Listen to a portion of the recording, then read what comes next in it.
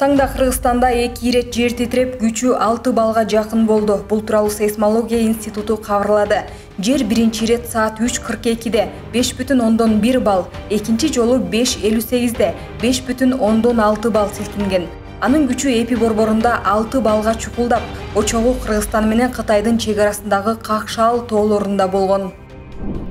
Алдыдагы 3 жылдын ичинде күч түзүмдөрүндө иштеген бир дагы кызматкер турак жайсыз калбайт. Бул тууралуу президент Садыр Жапаров билдирди. Мамлекет башчысы укук коргоо, бажы жана көзөмөлдөө органдарынын жетекчилерине генерал наамын тапшырып жатып, бул тармак анын ар дайым көңүл чордонунда турарын белгиледи. Белгилей кетсек, президенттин тапшырмасы менен алыскы аймактар үчүн Chevrolet Captiva үлгүсүндөгү 90 автоунаа сатып алынган. Анын ичинен 5 машина Нарын облусундагы акимдерге берилди. Мугалимдерди митинг, чогулуштарга алып барып колдонгонго тыюу салышыбыз зарыл. Бул тууралуу Каныбек Иманалиев парламенттин социалдык саясат комитетинде билим берүү жана илим министри кызматына талапкерлиги каралып жатканда билдирди. Тергөө абагында отурган Теңиз Бөлтүрүк президент Садыр Жапаровго кат жазып кечирим сурады. Кайрылуусун Бөлтүрүктүн адвокаты Кайсын Абакиров социалдык тармактагы баракчасына чыгарган. Ал эми Теңиз Бөлтүрүк өлкө башчысына жолдогон катында коюлган милдеттерди жана жоопкерчиликти толук аткара албай калганына кечирим сурап, ырайым кылууну өтүнгөн.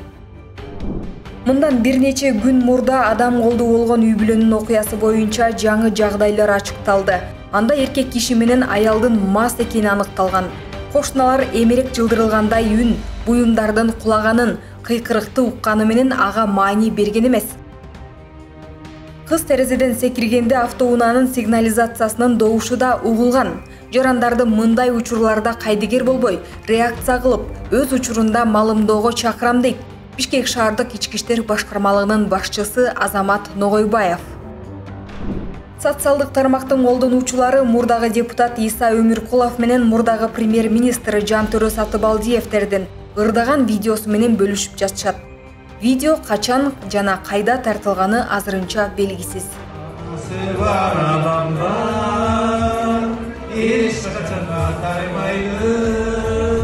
Кыргызстандык спортчулар Тайырбек Жумашуулу менен Эрназар Акматалиев Александрияда Египетте өткөн эркин күрөш боюнча эл аралык турнирде алтын медаль утту.